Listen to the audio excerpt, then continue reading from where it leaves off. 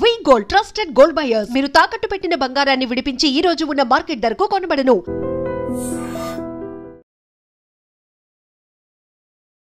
Welcome to iDream media. So జనరల్గా ఇది season, flu season, దగ్గు జలుబు జ్వరాలు అనేవి వేధిస్తూ ఉన్నాయి. అయితే మనకు వచ్చింది నార్మల్ ఫీవరా లేదంటే మలేరియా టైఫాయిడ్ ఇలాంటి ఫీవరా, ఎట్లా తెలుసుకోవాలి? లక్షణాలు ఎలా ఉంటాయి? ఫీవర్ రాగానే హాస్పిటల్కి వెళ్ళాల్సిన అవసరం ఉంటుందా? యాంటీబయాటిక్స్ అనేవి స్టార్ట్ చేయాల్సిన అవసరం ఉంటుందా? పూర్తి వివరాలు తెలుసుకుందాం. మనతో పాటు ఉన్నారు ప్రముఖ internal medicine specialist doctor Rajesh Shukla గారు. డాక్టర్ గారు నమస్తే అండి. నమస్తే మా. డాక్టర్ గారు, సీజన్ మారిందంటే చాలు, వర్షాకాలం వచ్చిందంటే చాలు, మీ హాస్పిటల్స్ ఫుల్ అయిపోతుంటాయి. అందరి ఇళ్ళలో కూడా దగ్గు జలుబు జ్వరాలని కామన్గా ఉంటాయి. ఇప్పుడు దగ్గు జలుబు జ్వరము స్టార్ట్ అవుతానే హాస్పిటల్ వెళ్ళాల్సిన పని ఉంటుందా? టెస్ట్లు అవసరం ఉంటాయా? మందులు అంటే ఏముంటాయి? ఓవరాల్గా జాగ్రత్తలు ఏం చెప్తారు? సో ఫస్ట్ ఆఫ్ ఆల్ మీరు అన్నట్టు ఈ ఫ్లూ జ్వరాలు వచ్చినప్పుడు మనందరికీ తెలియాల్సింది ఏంటంటే 80% ఆఫ్ ఫ్లూ జ్వరాలకి అసలు ప్రెజెంటేషనే ఉండదు.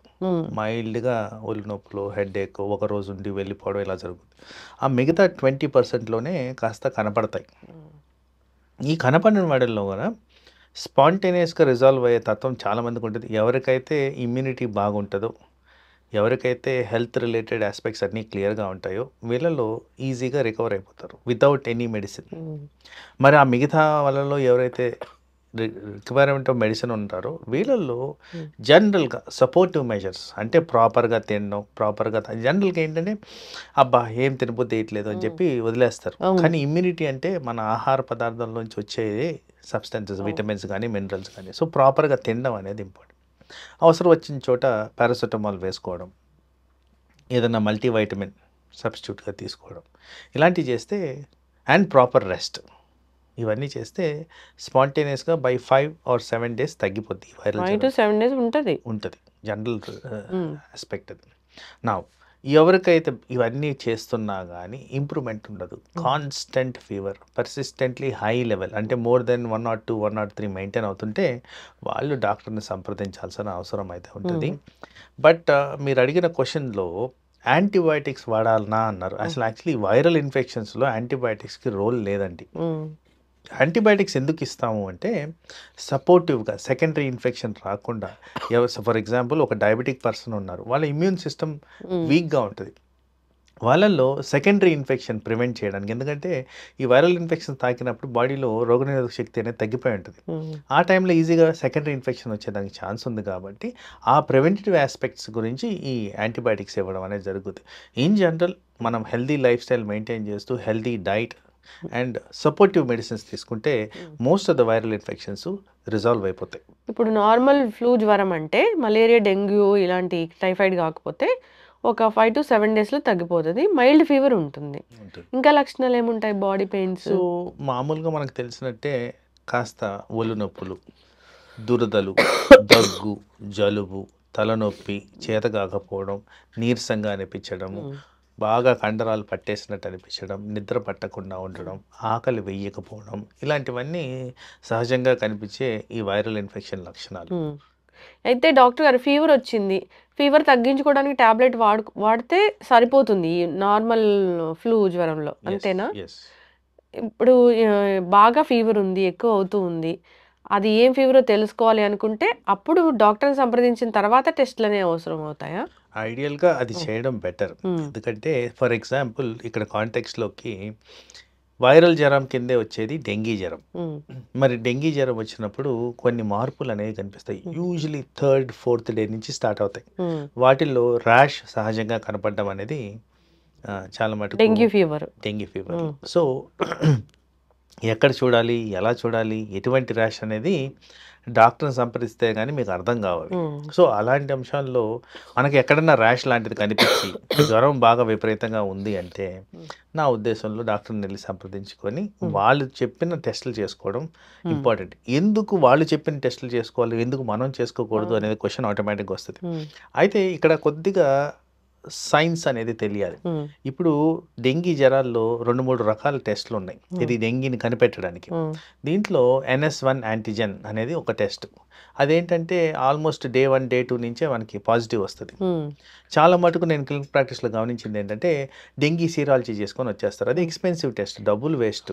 యూజువలీ ఆ టెస్ట్ 5 days తర్వాత పాజిటివ్ వస్తుంది. సో ఎప్పుడు ఏ టెస్ట్ చేయాలనేది మన వాళ్ళకి అంత ఐడియా ఉండదు కాబట్టి డాక్టర్ని సంప్రదించి ఆయన చెప్పిన సలహాలు సూచనలు పాటిస్తే మనకి correct amount of treatment, correct investigation approach, ఎప్పుడు ఏం చేయాలనేది ఐడియా ఉంటుంది, ప్లేట్లెట్స్ ఎప్పుడు చూడాలని అర్థం అవుద్ది.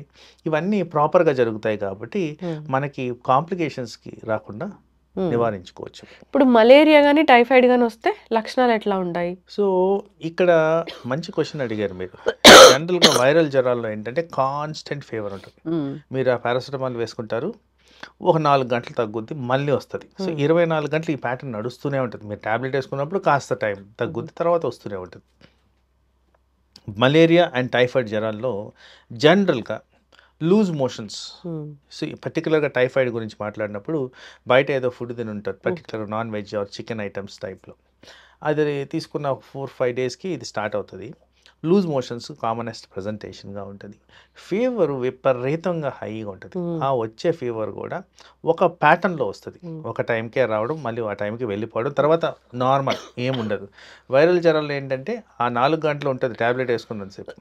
ఇక్కడ ట్యాబ్లెట్ వేసుకున్నా వేసుకోకపోయినా నార్మల్ అయిపోద్ది, ఒక ప్యాటర్న్లో వచ్చిపోద్ది. అలాగే మలేరియా జ్వరంలో కూడా హెడేక్, చలి పెట్టడము, బాగా వణుకులు రావడము, అండ్ ఈ పర్టికులర్ మలేరియల్ టైప్లో కూడా ఓన్లీ ఒక టైమ్ ఆఫ్ ద డే ఇది వస్తుంది. పర్టికులర్గా ఎక్కువ నైట్ టైంలో వస్తాయి.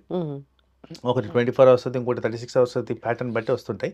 సో దీన్ని మనము డిసైడ్ చేసుకోవాలంటే ఇలాంటి లక్షణాలు కనిపించినప్పుడు దానికి సంబంధించిన టెస్టులు చేసుకుంటే ఈజీగా దాన్ని ఐడెంటిఫై చేసుకోవచ్చు. ఎర్లీ ఇంటర్వెన్షన్ వల్ల మనకి ఈ రెండిట్లో కూడా కాంప్లికేషన్స్ వస్తాయి కాబట్టి అవి ప్రివెంట్ చేసుకోవచ్చు.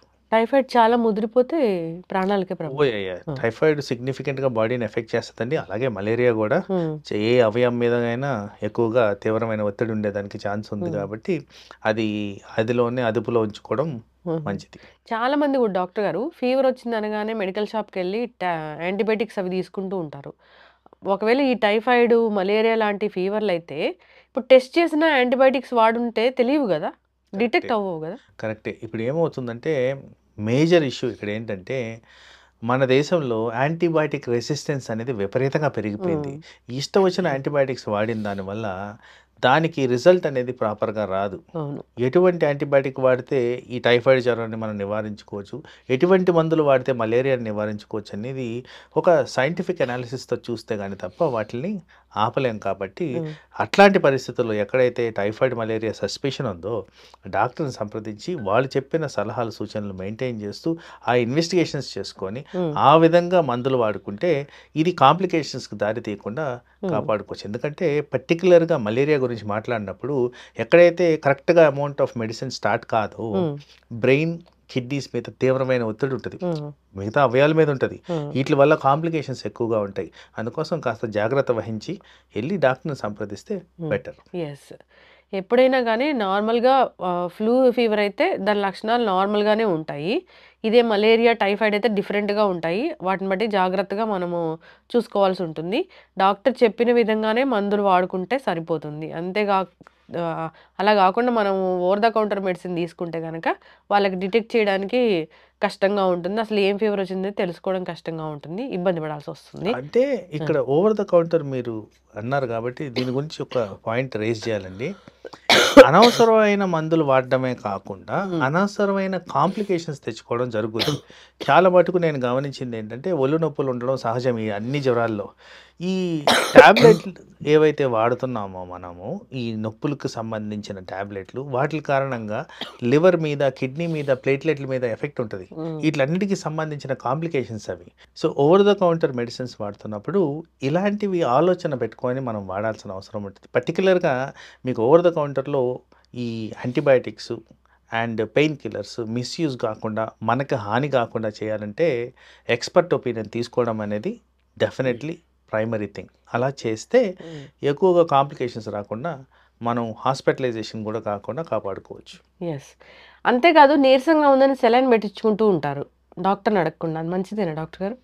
Purely psychological. సెలైన్ అనేది ఎట్టి పరిస్థితుల్లో పెడతాము అంటే బ్లడ్ ప్రెషర్ తగ్గిపోయినప్పుడు, ఏదన్నా వాల్యుబుల్ ఎలక్ట్రోలైట్స్ అబ్నార్మాలిటీ వచ్చినప్పుడు, లేదు నిజంగానే ఏదైనా సెప్టిక్ ఫోకస్ ఉండి సెప్టిక్ షాక్ అంటాం అట్లాంటి పరిస్థితులు ఉన్నాయి, కిడ్నీలు షట్ డౌన్ అవుతున్నాయి, ఇలాంటి దగ్గర మెజర్ చేసుకొని ఇస్తాం.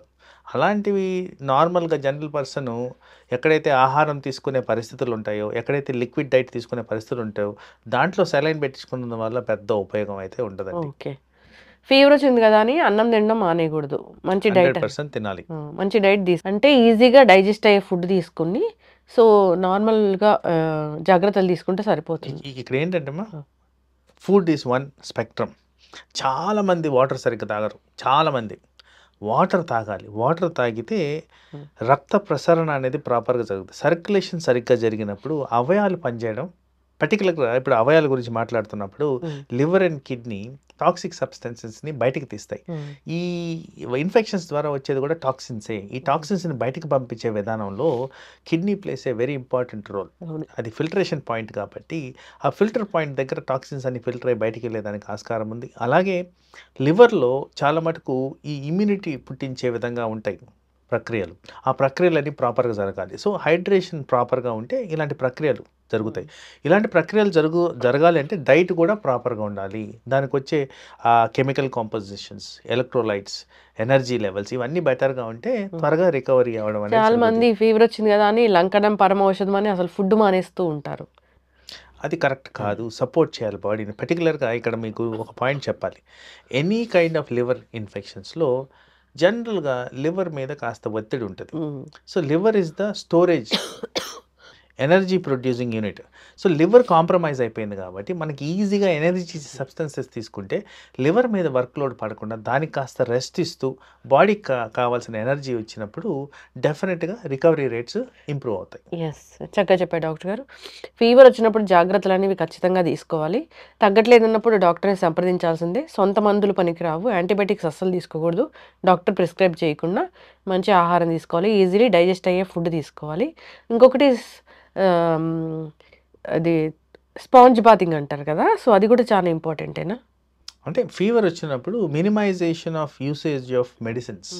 ఇప్పుడు జనరల్గా మేమేం చెప్తాము, మీరు ఎవ్రీ 6 అవర్స్కి పారాసిటమాల్ వేసుకోండి పర్వాలేదు అంటాం. కానీ అక్కడ ఏమవుతుంది, 6 అవర్స్ దాకా ఫీవర్ రాకుండా ఆగట్లేదు. అవును, వస్తుంది 4 గంటలకే వస్తుంది.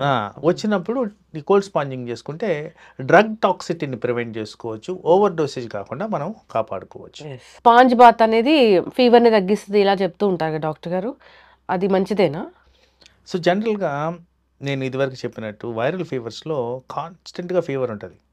ఈ పారాసిటమాల్ వేసుకోవడం ఎలా, ఎవ్రీ 6 అవర్స్కి వేసుకోమని చెప్తాం. అది మ్యాక్సిమం డోస్ కింద మనం కన్సిడర్ చేయాలి. సో మనకి పారాసిటమాల్ వేసుకోగానే 6 అవర్స్ దాకా గ్యాప్ ఉండదు కాబట్టి ఈ మధ్యలో ఎప్పుడన్నా ఫీవర్ వస్తే ఈ స్పాంజ్ బాత్ చేసుకొని ఆ ఫీవర్ని స్పాంటేనియస్గా తగ్గించుకోవచ్చు. అనవసరమైన డోసేజ్, డ్రగ్ డోసేజ్ కాకుండా లివర్ మీద ఎఫెక్ట్ పడకుండా మనం అది నివారించుకోవచ్చు. చక్కటి ఇన్ఫర్మేషన్ డాక్టర్ గారు. జాగ్రత్తలు తీసుకోవాలని కోరుకుందాం. ఫ్లూ సీజన్ కాబట్టి అందరికీ జ్వరాలు వస్తూ ఉన్నాయి. మీరు నేను కూడా తగ్గుతూ ఉన్నాము. సో హాస్పిటల్ కూడా ఇప్పుడు పేషెంట్స్ ఎక్కువగానే వస్తూ ఉన్నారు కదా. సో హైదరాబాద్లో కూడా ఫీవర్స్ అనేవి ఎక్కువగా ఉన్నాయి. అందరూ కూడా రాకుండా జాగ్రత్తలు తీసుకోవాలి, ఇమ్యూనిటీ స్ట్రాంగ్గా పెట్టుకోవాలని కోరుకుందాం.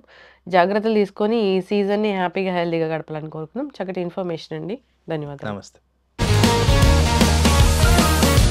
Sir, one life lesson what medicine has taught you. Whatever you can do without expecting.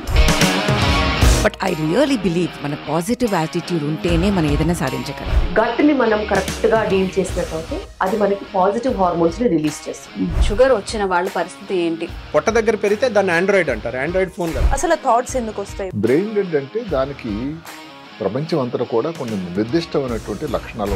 మానసికంగా ధైర్యంగా ఉంటే క్యాన్సర్ జయించవచ్చు. You are a doctor for a cause sir, అంతే. వాళ్ళకి వచ్చిన ఆదాయం కాకుండా ఫ్రీ సర్వీస్ ఎంతమందికో చేస్తారు.